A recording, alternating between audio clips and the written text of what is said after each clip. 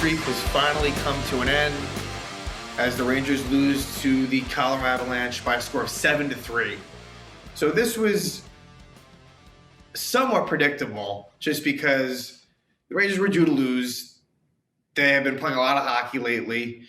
They played the night before at Chicago, a game that was 8:30 Eastern time, 7 o'clock Eastern time game against Colorado. And the Rangers started Adam Huska, goaltender making his NHL debut. So they did not go with Georgiev back-to-back nights. And you can kind of understand it when you look at it. I would have liked for Georgiev to have started, and it goes to show, just how much I don't trust, what's behind him. And again, maybe Keith Kincaid, if he had been available, he's a guy that's been in this league, that might have been better, but Huska was put into a tough situation. He did not perform well, but it was well beyond that. The team didn't play well either. And, it also makes me wonder, when will Igor Shesterkin return, right? Like, I think if he was ready to go, let's say, within the next couple of games, maybe you wouldn't mind pushing Georgiev for that back-to-back. So this, to me, makes me think that we won't see Shesterkin for a bit. Like, that might end up being a 2 to 3 week injury, whereas maybe there was some hope that it'd be less than that. But I tend to think that that'll be at least 2 to 3 weeks where Shesterkin will be out. And we're just about a week, so maybe he'll be back in, like, if he's back in 2 weeks, I'm fine with that. The Rangers drop their record drops to 17-5-3. They had an 8-game winning streak at home, and now that is snapped. And it's funny, the last loss they had at home was a game against the Western Conference team where they got destroyed against Calgary. So the Rangers lose for the most part. So let's look at the regulation losses, the 5 of them. 4 of them, they were basically destroyed. Opening night versus Washington, the 2 Calgary games in Colorado. The only game that they lost in relation that was a close one was a 1-goal loss at Toronto. So that's the good thing in terms of the Rangers. When the game is close, they usually win, or they'll get points. But I think that in a step up in competition, I think that it'll be interesting to see how the Rangers do. I think the Rangers' schedule, for different reasons, has had its challenges. With a lot of road games, it feels like there's been a lot of back-to-backs, but that's probably been the case in most of the National Hockey League. But I think that it'll be interesting to see what happens when the Rangers play more playoff-like teams, such as Colorado. But again, to be fair, you had Huska in net. They had a 7-game winning streak. This was bound to happen. Maybe not in this ugly fashion, but the Rangers, right away, Colorado takes the lead. And it would be a goal by Mikko Rantanen. And I didn't think that was a great goal by Huska. Just a wrist shot that goes in. The Ranger defense was way too lax in this one, where there was a lot of open ice. And Colorado's a fast, skilled team. And they were having their way with the Rangers. And I felt like this showed in the first period. Although the funny thing was, the Rangers actually came out of this period with the lead. And also, this was the first game in which the Rangers had a lead, or a tied or a lead at the first period where they lost the game regulation. So that was a pretty ridiculous record that they were undefeated. It ended tonight. But the Rangers tied up, and guess who scores? It's Jacob Trouba again. 6th goal of the season for Trouba. I think that's his 5th goal in 8 games. Assist to Panarin and Ryan Reeves. So Ryan Reeves with another assist. So and Ryan Reeves actually drew a penalty as well shortly thereafter. So the Rangers tied up. Reeves gets an assist. He was kind of screening in front when Trouba took the shot. And Reeves draws a penalty. The Rangers were unsuccessful on that power play. Ryan Strome would take a tripping penalty. Colorado's unsuccessful. And then it would be a penalty for the Avalanche where Mika Zibanejad was held by Jacob McDonald, and the Rangers would score. It would actually be the second power play unit, and it would be the first goal of Nils Lundkvist's NHL career. A really nice shot.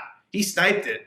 And that gave the Rangers a 2-1 lead. Lundkvist was very excited. He actually fell down in the celebration, which is pretty funny. But I thought this was also a good game for Lundkvist. Like I said, I feel like his game has slowly been improved. You can see the confidence growing.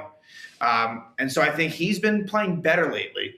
So Lundkvist gets the goal assisted by Hedel and Trouba. Keep that in mind. So Trouba, goal and assist, back-to-back games. So the second period is where things get really, really ugly. And the Rangers actually had a chance. Mika Zibanejad had a chance to take a 3-1 lead, and he just ripped it wide, moving in, and he just shot it wide. And again, for Zibanejad, it needs to get better.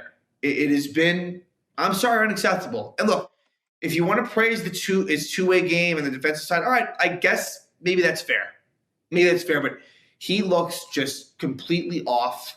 I thought he did show some good jump in that first period, like he drew that penalty, but it's got to be better.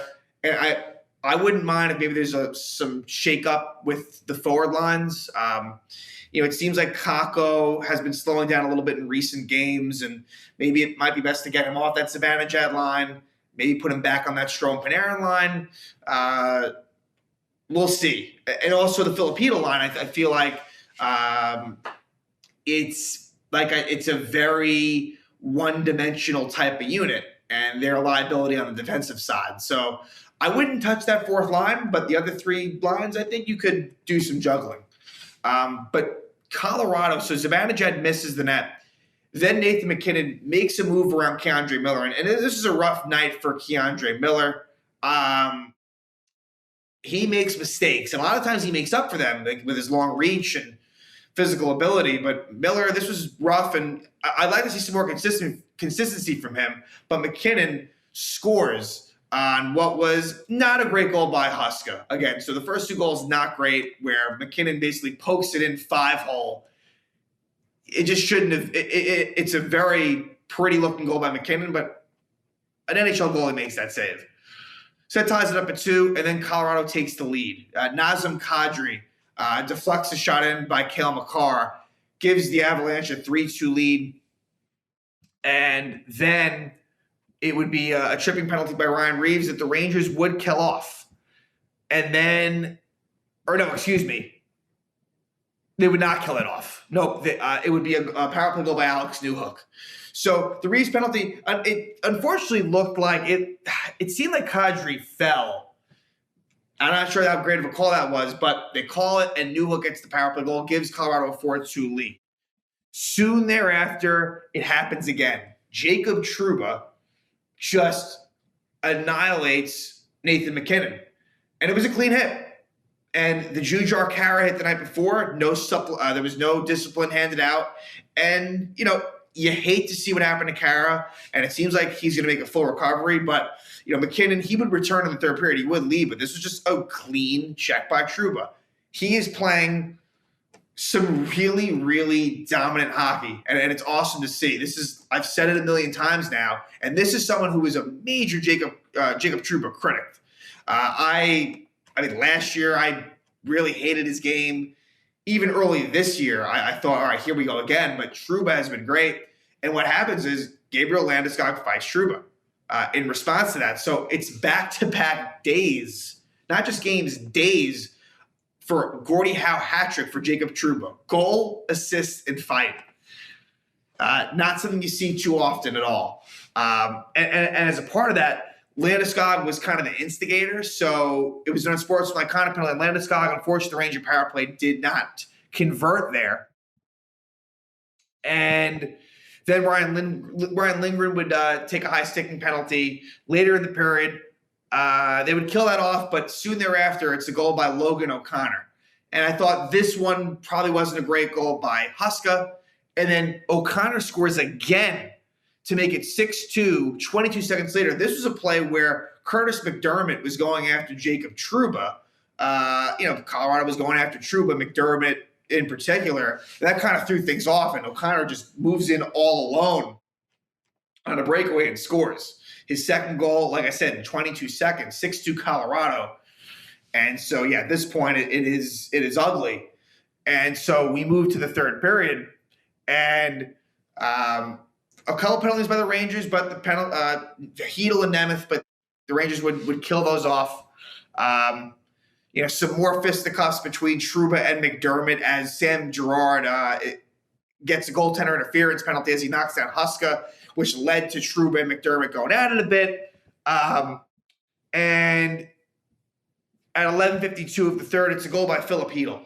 Good pass by Alexis Lafreniere to Hedl. It's Hedl's third goal of the season. Hopefully this gets Hedl going because, I think we need more production from him. That's his third goal. And that cuts the lead to 6-3. But less than 2 minutes later, it's another goal for Mikko Rantanen.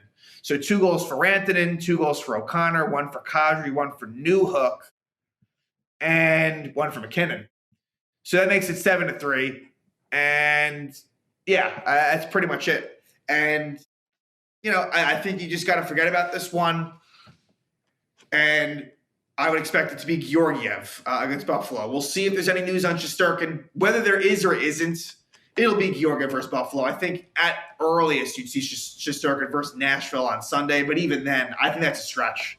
I really don't think that – I think he'll be out a little bit longer. But I think Georgiev, he'll get the next few games, that's for sure. And we'll see if Huska continues to be the backup. But an ugly night at the Garden. The streaks come to an end. But, again, Rangers still, all in all, things are still good.